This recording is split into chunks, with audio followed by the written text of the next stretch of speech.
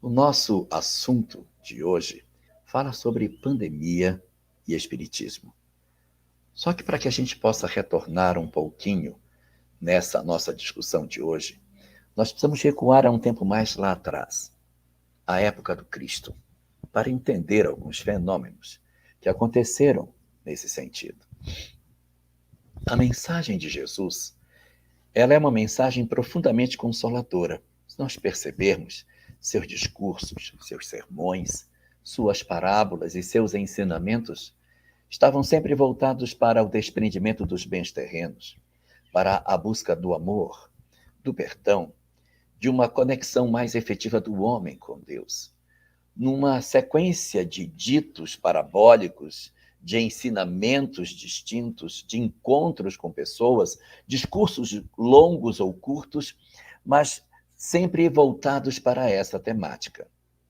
Mas nós observamos uma mudança nessa forma de apresentar as suas falas quando nós ingressamos no capítulo 24 e no capítulo 25 do Evangelho de Mateus. Esse discurso chama-se o Sermão Profético. E ele possui uma característica muito diferente dos discursos outros apresentados nas demais passagens dos evangelhos. O sermão profético, ele traz uma outra tônica. Ele vai falar sobre o futuro da humanidade. E ele vai apresentar dores, sofrimentos e uma série de conflitos que a humanidade passaria no futuro. Vai falar da vinda dos falsos cristos, depois vai falar de guerras e rumores de guerras, depois vai falar sobre perseguição aos cristãos, depois vai falar sobre a multiplicação do ódio, do desamor, da violência. Depois, como quinto ponto, vai falar sobre a vinda dos falsos profetas. Em seguida, no sexto desses pontos, vai comentar que por ser muito grande a perversidade do homem, o amor de muitos se esfriará. E fechando a sequência das imagens apresentadas por Jesus no sermão, chamado Sermão Profético, ele vai dizer que, além de todos esses sinais, ele fala do último deles, dizendo que o evangelho seria pregado em toda parte do mundo, e então viria o fim. Então a gente observa nesse cenário que ele vai apresentando um conjunto de dores que seriam oferecidas à humanidade. Esse é o capítulo 24. No capítulo 25, ele vai voltar a essas discussões, falando da tribulação, do princípio das dores, dos sofrimentos e de uma série de etapas que a humanidade iria passar, que seriam bastante dolorosas, até que viesse o fim, o julgamento das almas, em que os bons permaneceriam na terra e aqueles considerados incapazes de permanecerem no planeta seriam conduzidos para outros lugares. Então, essa leitura do Evangelho apresentada no Sermão Profético, ela é muito interessante porque ela nos remete a uma nova revisão dos conceitos de Jesus. Quando a gente entra nessa parte, nós vamos dizer assim, mas mudou a tônica, que esquisito. A mensagem do Cristo é sempre consoladora. Por que apareceu isso? E, surpreendentemente, nós vamos ter mais à frente um outro livro, o livro chamado Apocalipse, que é como se nós pegássemos o sermão profético e abríssemos o sermão, que está colocado em 2 capítulos, em 22 capítulos distintos, aprofundando ainda mais essa discussão sobre o futuro da humanidade. Isso legou para os cristãos uma sensação de que algo de muito ruim nos aguarda, que algo que seria muito traumático aconteceria com a história da humanidade. O cristianismo, portanto, conectou a sua história à sensação de que nós teríamos uma espécie de extermínio, que a humanidade passaria pelo final da sua história, pela destruição de todos os seus princípios, que a humanidade iria ser destruída. E nós observamos isso com bastante frequência no cinema. Quantos e quantos filmes catastróficos já foram oferecidos na tentativa de construir dentro do ideário humano a resposta para essa indagação do que vai acontecer com o homem no futuro. Dentro dessa ótica, portanto, fala-se muito de guerras, de violências, de crueldades. Dentro do Apocalipse, nós vamos encontrar os 4 cavaleiros do Apocalipse: o cavaleiro branco, o cavaleiro vermelho, o cavaleiro negro e o cavaleiro amarelo. Cada um desses cavaleiros compõe uma desgraça diferente. Um é a guerra, o outro é a fome e o outro é a doença, a morte.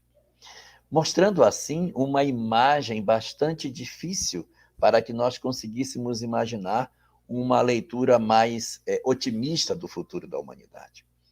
Foi olhando para esses pontos que a humanidade começou a esperar que, de repente, o final da humanidade se desse por um desses vieses, ou um cataclisma, ou uma guerra, ou um processo pandêmico que pudesse destruir a nossa história. Atualmente, nós estamos vivendo um momento desse tipo. Nós estamos experimentando no atual cenário do mundo uma pandemia. Uma pandemia extremamente voraz, que já possui uma quantidade significativa de pessoas que estariam já contabilizadas entre os óbitos produzidos por essa doença. Nós já estamos nos aproximando de 4 milhões de óbitos em todo o mundo. Isso é uma quantidade bastante expressiva de óbitos num único intervalo de tempo. Preocupa as autoridades, a economia está toda atrofiada por conta disso. Reflexões muito profundas têm sido feitas em função dos dramas que nós estamos vivendo desde o início do ano de 2020. Mas, dentro dessa leitura que o Espiritismo nos oferece, como que a gente pode enxergar esse fenômeno da pandemia, esses processos do Apocalipse, essas sinalizações do sermão profético? Como que o Espiritismo observa todas essas coisas? Observando esse cenário, que não deixa de ser doloroso, que não deixa de ser um cenário amargo, em função do número de vidas que a gente percebe que são retornadas ao mundo espiritual, é preciso observar alguns pontos bastante interessantes. Há exatos 100 anos atrás, no período de 1918 a 1920, a humanidade também experimentou uma outra pandemia. Naquela época, a pandemia apresentada chamava-se gripe espanhola. A gripe espanhola é muito parecida, se não idêntica, com a H1N1, só que naquele período, os nossos recursos tecnológicos, médicos, para trabalhar esse tipo de enfermidade eram bem mais frágeis. Então, aconteceu que essa pandemia, ao chegar à humanidade naquele período, produziu uma quantidade enorme de vítimas. Hoje, nós estamos nos aproximando de 3 para 4 milhões de óbitos. Na pandemia de 1918 a 1920, nós tivemos 33 milhões de óbitos. Alguns autores dizem que não, que foram 50 milhões de óbitos acontecidos durante o período dessa pandemia. E o que é mais importante, hoje a humanidade está se aproximando de 8 bilhões de pessoas. Naquela época em que 33 milhões de pessoas foram atingidas e foram levadas a óbito pela pandemia, a humanidade só tinha 2 bilhões de pessoas. Então, veja, numa humanidade de 2 bi, nós tivemos a perda de pelo menos 33 milhões. Hoje nós temos uma pandemia que já levou chegando a 4 milhões de pessoas, mas nós temos 8 bilhões de pessoas no mundo. Fazendo as contas, nós vamos perceber que essa pandemia é bem menos gravosa do que a anterior. Essa pandemia não tem o impacto que a outra produziu. Ela chega a ser aproximadamente umas 40 vezes mais intensa, menos intensa do que a anterior. A outra pandemia foi bem mais forte do que essa. E não era final dos tempos. Não era. Não houve, naquele período do século passado, a concretização de uma certa expectativa de que a desgraça se estabeleceria sobre o planeta e que nós simplesmente seríamos devastados por essa doença. Ela veio, ela aconteceu, levou muita gente, mas depois que ela passa, a humanidade retoma o seu ritmo normal. Se nós formos consultar as páginas do livro Renúncia, um romance de Emmanuel, que apresenta dentro dos seus capítulos uma história muito forte sobre um surto de varíola acontecido na França, nós vamos perceber a condição de desgraça que acontecia naquela parte do mundo em que vilas inteiras eram dizimadas, as pessoas iam tomando a doença e eram sepultadas, às vezes, ainda em condições de não estarem absolutamente com a sua condição definida. Os homens do Departamento de Saúde pegavam os doentes nos leitos ainda vivos e levavam para o local onde eles seriam colocados à míngua para serem sepultados. Então havia uma situação bastante dolorosa e personagens centrais desse romance falam da intensidade dessa doença e de como ela produziu uma série de vítimas naquele período. Sim, a varíola foi também uma pandemia terrível sobre a face da Terra. Mas a humanidade não acabou. E essa pandemia de varíola não aconteceu só uma vez. A varíola teve vários surtos ao longo da história da humanidade. Desde o período do Império Romano, ela teve vários surtos, produzindo uma quantidade muito grande de óbitos, fazendo com que nós tivéssemos a percepção de que, apesar das condições que essa doença oferecia, ela não representava, na verdade, o fim de todas as coisas. Mas nada se compara à pandemia que ocorreu durante 5 anos da Idade Média. Nos anos de 1347 a 1352, a Europa foi devastada pela peste negra, uma doença terrível que se alastrou pelos diversos burgos daquela época, produzindo a morte de uma quantidade imensa de pessoas.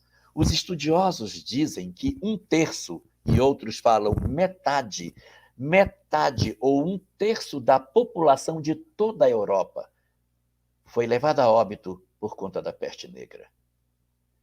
Ora, se nós fôssemos comparar com a condição que temos hoje, se nós fôssemos fazer uma medida do que aconteceu naquela época com hoje, nós perceberíamos que a peste negra foi 800 vezes mais grave do que a pandemia que temos agora.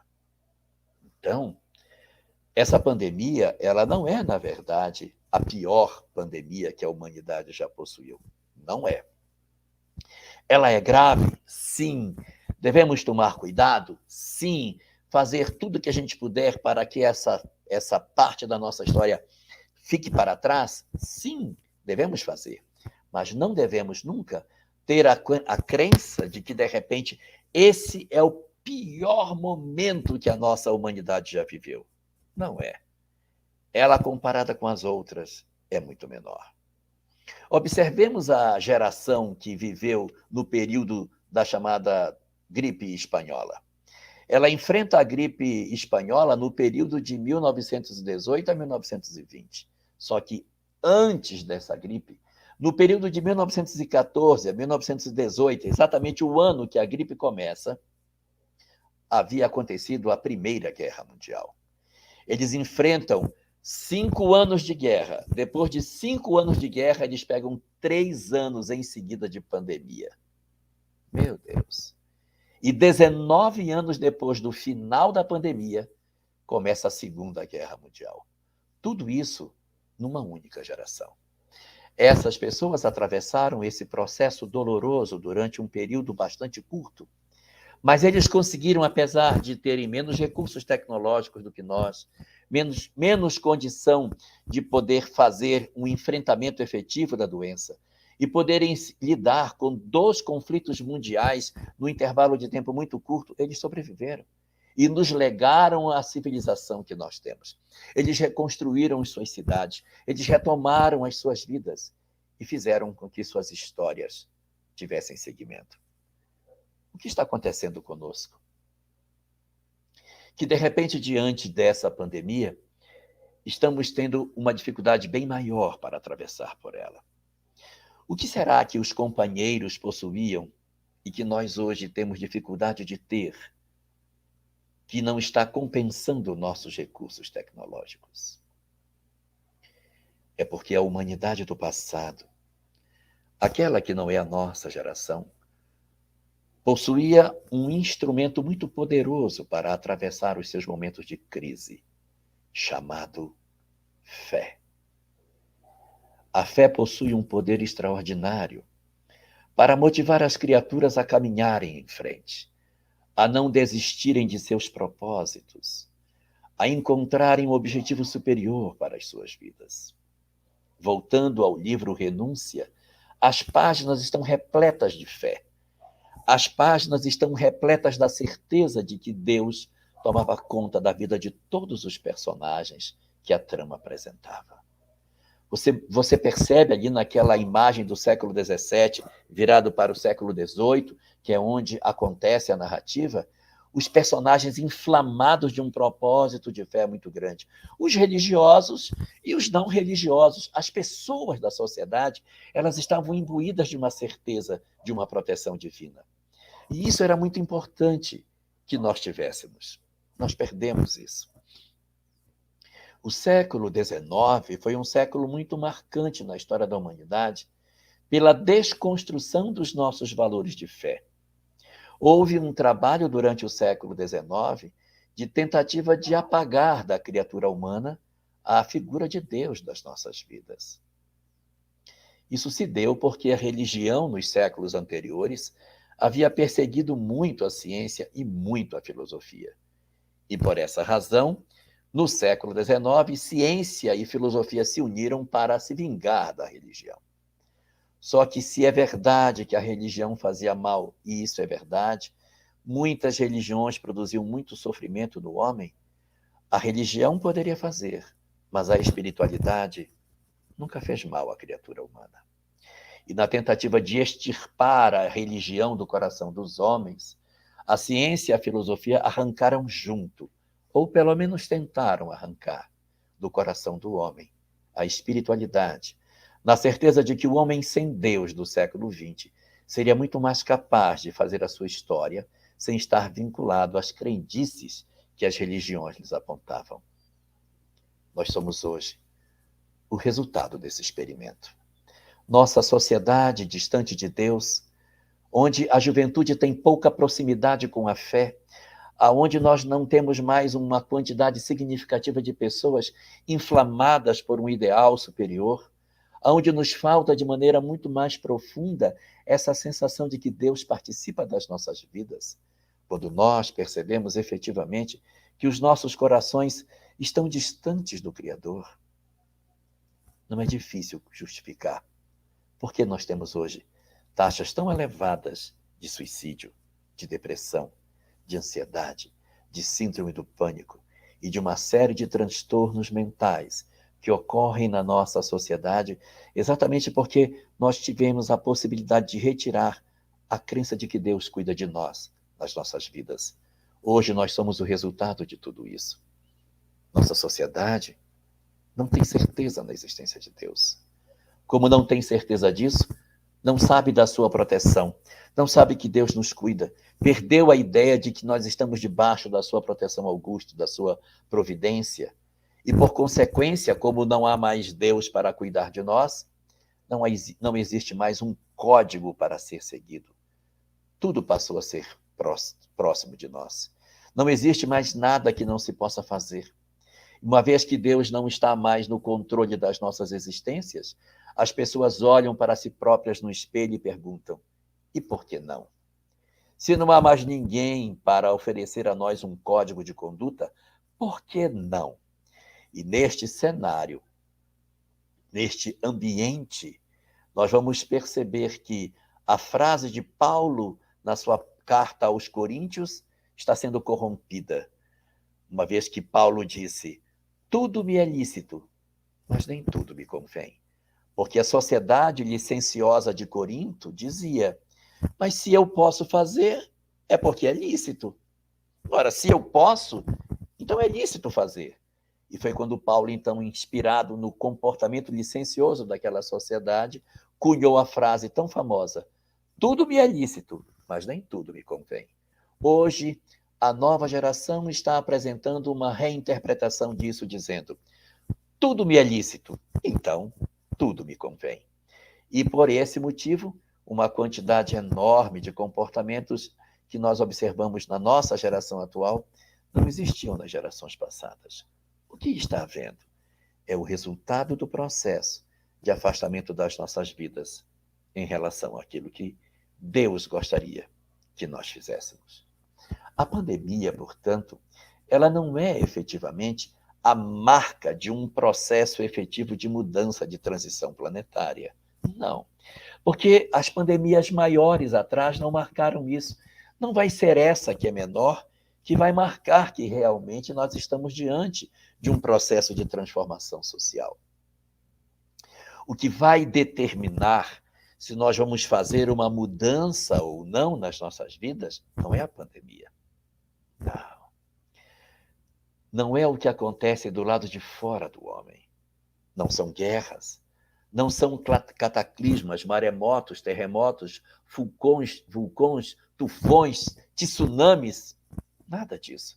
Porque todos esses fenômenos ocorrem do lado de fora da criatura humana. E o que nós observamos na literatura espírita, que a transição planetária não é marcada por isso. Ela é marcada pela mudança do homem. Ela é marcada pela transformação da criatura humana. E não por um movimento geológico. Aconteceu um cataclisma. Então agora nós estamos na transição. Não. A bem da verdade, se nós formos pegar na maneira literal daquilo que é dito, não existe transição planetária. Existe transição da humanidade planetária. Porque quem está em transição não é o mundo, é a população do mundo, somos nós que temos que mudar. Se nós efetivamente mudarmos, se a humanidade conseguir fazer uma mudança a partir das experiências da pandemia, ela poderá servir para a transição planetária. Mas se nós passarmos por essa transição, por essa pandemia, tal como nós passamos lá atrás, com o período da peste negra, em que nós entramos, passamos 5 anos e saímos semelhante ao que éramos. Se nós passarmos por essa pandemia, semelhante ao que aconteceu em 1918, que nós atravessamos a gripe espanhola e saímos do outro lado do mesmo jeito que nós éramos, ela não marcará uma transição planetária. Ela vai marcar uma transição planetária se nós intimamente mudarmos no interior das nossas vidas.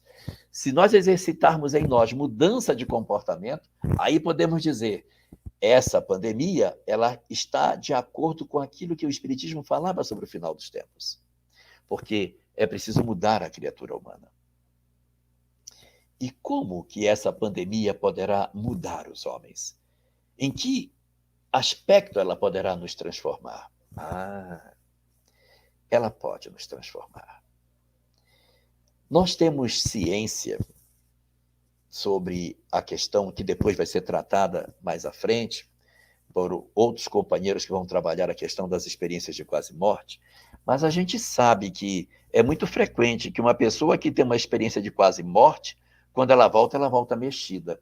Ela experimenta determinadas vivências do lado de fora do corpo, que quando ela volta, ela ressignifica tudo.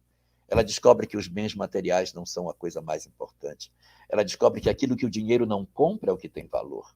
Que as relações afetivas são mais importantes do que as posses materiais. E ela revê muito da sua vida a partir dos experimentos que ela consegue recolher com esse tipo de vivência da chamada experiência de quase morte. Então, uma pessoa que faz uma experiência de quase morte, ela pode vir mudada.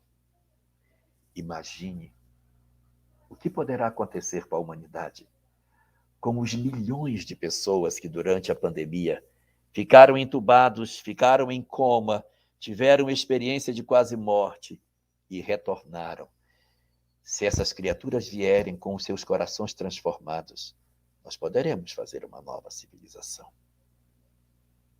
Existem outros que ficaram internados. Eles não tiveram experiência de quase morte, não tiveram. Mas ficaram entubados, ficaram em coma. Outros nem ficaram em coma, mas sentiram a sensação da partida, em que eles tiveram que pegar na mão dos familiares, se despedir sem ter a certeza de que voltariam. Criaturas inúmeras foram experimentando durante a existência da própria pandemia diversas emoções nas suas internações. É sabido que pessoas, mesmo sem experimentar uma situação de quase morte, se elas tiverem uma internação prolongada e elas sentirem a proximidade da morte, essas pessoas podem mudar as suas visões de mundo. Se uma pessoa muda, o que não poderão fazer? Milhões de pessoas que viveram essa experiência nesse período curto da humanidade. E além dessas duas, os familiares, que sentiram a partida dos seus entes queridos, que sentiram a perda nos seus lares daqueles a quem tanto amavam, que descobriram que todo o dinheiro do mundo não compra oxigênio para respirarmos, que descobriram que a saudade é muito grande quando a gente não conseguiu dizer que amava as pessoas, que as nossas vidas são muito valiosas para que a gente perca tempo com mágoas, com ressentimentos, quando a gente volta para casa e não encontra mais a pessoa que a gente não conseguiu dizer tudo o que queria, porque achou que sempre poderia dizer amanhã que as amava. Se essas bilhões de pessoas que experimentaram isso levarem para frente suas transformações, nós poderemos ter uma nova humanidade. Ah, sim, poderemos ter. Meu Deus. Então a pandemia, ela pode servir para a transformação do mundo, se nós soubermos aproveitar as lições que ela vem nos deixando. Se a humanidade conseguir fazer um aprendizado com essa experiência, nós podemos dar passos bastante largos nesse mecanismo maravilhoso do processo de transformação das nossas almas. Nós poderemos acelerar efetivamente a transformação do mundo, porque a transição planetária não tem data para acontecer, mas nós podemos antecipar a sua conclusão. Se nós aproveitarmos as experiências da vida, e se cada um de nós for acendendo uma chama, em breve tempo a terra escura irá se iluminar com cada um de nós que, ouvindo o chamado do Cristo, poderá dizer: brilhe a vossa luz. E então, nossas luzes iluminando o planeta poderão construir uma nova humanidade. Todos esses conceitos podem indicar para nós que a pandemia pode ser relevante. Mas se nós não aprendermos nada com ela, se nós sairmos no final dela muito semelhantes ao que éramos, com uma sociedade ainda fria, amarga, indiferente, individualista, egoísta, orgulhosa, promovedora da fome, da guerra e da destruição do meio ambiente, é porque não estamos maduros ainda. E não sei o que, o Cristo ainda poderá acenar para nós na tentativa de transformar as nossas vidas. Essas discussões todas nos falam do porquê que, de repente, a pandemia pode se inserir de maneira muito significativa na transformação do mundo segundo a ótica do Espiritismo. Mas ainda temos uma pergunta que ainda está no ar. Por que motivo Jesus deixou uma mensagem tão difícil, tão alarmante? Por que motivo o livro do Apocalipse possui tantas imagens de morte, de dor? Qual o motivo de todas essas coisas? Se nós estivéssemos atravessando esse período de hoje e essas notícias não tivessem vindo da boca do próprio Cristo, nós diríamos: o mundo está perdido, nem Jesus sabia que isso iria acontecer. Mas para que nós não duvidássemos que a humanidade teria esses momentos dolorosos, o Cristo já deixou assinalado que no final dos tempos todos esses processos iriam acontecer. As traduções em português falam sinal dos tempos, mas quando a gente consulta no original do grego, não está escrito final dos tempos. Está escrito Synteleia Cosmos. Synteleia significa síntese, resultado, condição final, colheita, aquilo que seja o fim das coisas, mas não no sentido de término, mas de resultado. E não é, na verdade, do mundo, é do cosmos. Centelea Cosmos seria, na verdade, uma revisão não dos tempos, mas do mundo no sentido do planeta, mas as pessoas falam final dos tempos. Centelea Cosmos, em Esperanto, a tradução é maturidio de la mondadio, maturação da idade do mundo. O mundo estaria, portanto, num processo não de término, mas de amadurecimento da sua sociedade. E só para concluir as minhas palavras, nós temos muitas vezes uma imagem de que o Apocalipse é uma imagem terrível e de que o sermão profético é também um discurso terrível. É porque nos falta atenção na leitura. É uma mensagem profundamente consoladora, tanto o sermão profético como também o livro do Apocalipse. Porque todos os dois, tanto a fala do Cristo como as visões de João, dizem que a humanidade passará por uma série de sofrimentos para testar o coração dos homens bons. E no final de todas as coisas, o bem prevalecerá. Tanto Jesus como o Apocalipse falam de um final feliz para a humanidade. Tal como diz a doutrina espírita, a regeneração do planeta assemelha-se ao final do livro do Apocalipse e ao final do sermão profético, em que diz que, no final de todas as coisas, as almas dos mansos, dos bem-aventurados, herdarão a terra, e aqueles que forem verdadeiramente bons, os que perseverarem até o fim, constituirão uma sociedade feliz e harmônica dentro da face do nosso planeta.